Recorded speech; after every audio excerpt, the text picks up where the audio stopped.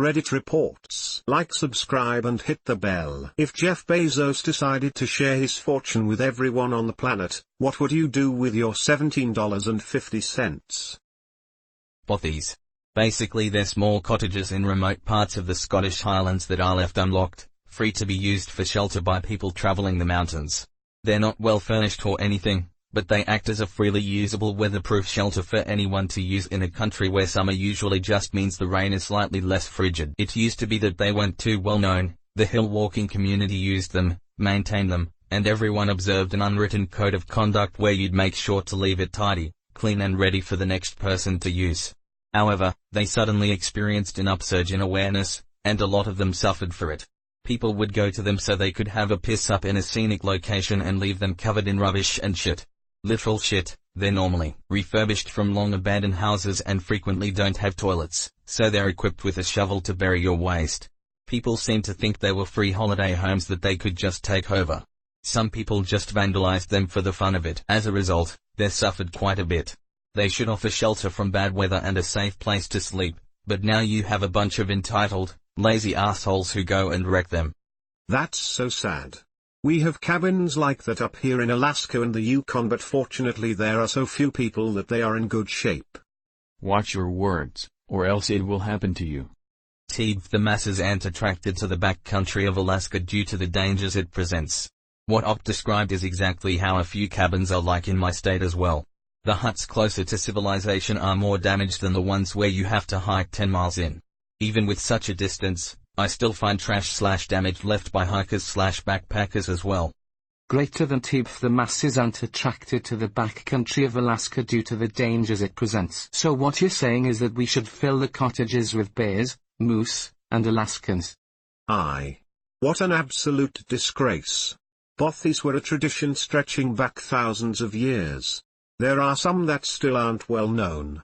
It's a few major sites I find are the worst ones. eBay. I remember being able to get an absolute bargain for almost anything I wanted. Now, every shop puts their shit on eBay. The other problem with eBay is it completely messed up people's perceptions of what stuff is worth. Someone will see some shitty thing on eBay listed for like $500 and be like, oh, that's what it's worth. But it's been listed for $500 for 2 years and nobody bought it cause that's crazy. Then someone at a flea market or Craigslist is like, oh, it's on eBay for $500 so I'll give you a deal, $450. If that happens, though, you can show them completed listings, where nothing comes close to that price. In the same vein, Amazon. You absolutely cannot trust 95% of the sellers on there because it's almost always some knockoff cheap-ass Chinese shit from sellers with names in all caps. To some extent, amusement/theme parks. They have to be popular to justify building new, state-of-the-art attractions, but eventually get so crowded that you need to buy special passes and get on a ride in less than 2 hours and can barely even find a place to sit when you want to rest for a minute. I live near Six Flags Great America, outside of Chicago. Anytime I've gone in the last 10 years it's been a ridiculous mass of humanity. More rides than ever, but every decent ride is like a 2-hour wait. As a resident of Orlando, this crowded issue is more than just in the parks. Universal has plans to make this Nintendo theme park or resort that is massive, and the neighborhood right across has justified issue with it concerning the amount of traffic that will come. This city is a tourist trap and our infrastructure is barely hanging on with the growth and visitors. I live in Egypt and many of the most popular places are ruined by all the people there all year round. Yay, having a KFC right across from the Sphinx is a total WTF. Holy shit, are you serious? He did an episode of No Reservations once and Roman didn't show any of the restaurants from the outside. If no one knows where the restaurants are, they won't be overcrowded with tourists and become inaccessible to the locals. Really respectable of him. That was parts unknown. The episode that the person you're replying to was talking about was No Reservations, the black and white Rome episode. I can no longer eat my favorite burger easily because of Guy Fieri. Edit, I feel I need to point out that I said I can't easily eat there. There is just a long ass line now, the food is still good. It's not ruined. Yep. Ate at a place that was on diners, drive-ins, and dives and my sandwich had part of plastic bag in it. I don't eat at restaurants featured on that show anymore. Man vs. Food ruined my favorite grilled cheese. They turned into a chain and threw away the quality they used to have. Is this Melton CLE? Because I feel you on that one. I refuse to eat at any of the chains, and you'd really have to sell me hard to go to the original. Yup. I live right down the street from the original, and it's not really ever worth the effort. Fucking knew it. What are the wait times like nowadays? I haven't lived in Cleveland for 6 years, but I remember shortly after that episode aired the place went from getting a table in 20 minutes at most during peak hours to a 4-hour wait. It was ridiculous. This was at the original location on Detroit Ave. You can walk into the one in Mentor and have no wait, even at dinner time on the weekends. Used to be packed all hours of the day when they first put it in. I went there too. But I noticed it was much more expensive than other ceviche places that were just as good in Cartagena. A bar near me was on bar rescue. They are inexplicably proud of this fact. I don't think it really increased business for them at all. Have you ever noticed there's a threshold where a song gets too popular and will live on with the memory of everyone thinking it was overplayed and annoying? This is why I hate Radioactive. 4 months straight, hearing it every morning and afternoon on the school bus did it for me. I'm waking up to ASH and dust. I wipe my ass and I slap my nuts. I'm breathing in my testicles. Oh whoa. Despacito. The summer it was popular, I remember turning on the radio and switching through stations, and it was always on at least one. Still to this day can't listen to I Don't Want to Miss a Thing by Aerosmith. Fucking Armageddon. Oh god, remember that. Also, and 5-5 will always love you. Whitney Houston. Finally, Celine Dion's Titanic song. Happy by Pharrell Williams, that grew old real quick, but will everyone keep playing it? You bet. I just hated that song. The chorus is way too long. It just sounds like a loop on replay. Paralyzer by Finger 11 was the poster child for this in the early 2000s. It was on at least once per hour on every rock station. Got to the point where I never wanted to hear it again. Ever. Some artists purposefully pull their songs from the radio for exactly this reason. CeeLo Green did it with Crazy. Last year I did the Utah National and State Parks during the early spring off-season, and the measures they are taking to try to accommodate the massive number of visitors during the summer is incredible. Parking, lodging, sanitation, and safety are all becoming problems, and I hope that these places don't become victims of their own popularity. Arches really seems to attract people doing stupid, dangerous shit. The iconic delicate arch is like a magnet for morons who don't prepare for the trail, take risky selfies, vandalize and climb on things, and drink in places where there's 360 degrees of cliffs around you. They plead guilt to criminal mischief, which in Utah can carry $300 up to $5,000 fines and jail time. They also lost their positions as Boy Scout leaders. They were Boy Scout leaders. WTF? I am an Eagle Scout. One of the principles we learned in Scouts was to leave no trace. Was this troop just looking at that principle as optional? What the literal fuck? Scouts are people, and some people are assholes. Don't let that discourage you though, there are plenty of Scouts who do live by the principles. Huh, that's interesting. Cool. A great read, and proof that popularity ruins everything. Get up to the top, you interesting bastard. Most of the historic monuments. The amount of markings all over them makes me sick. There is graffiti left by Roman soldiers and Napoleonic soldiers in Egypt, which was pretty neat to see. TBH. Given enough time, graffiti becomes a part of the historical landmark itself. It's a catch-22 caused by an attachment to our own time. We see the landmark as something that needs to be preserved by, for, us, but the reality is we're in just as inconsequential a time of history as any. One of two most famous sites in the Hagia Sophia is where a Viking scratched his name in the marble.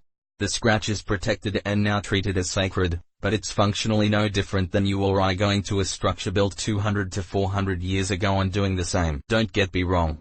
I don't like it when people deface historical landmarks, but our outrage is fleeting, and sometimes contributes to the perceived value of the relic. The function of graffiti isn't what's remarkable, it's the rarity. Those names written on the wall are probably the only surviving relics of their kind, representing historical forces clashing. It's the difference between a bullet hole from World War II and a bullet hole in my shed.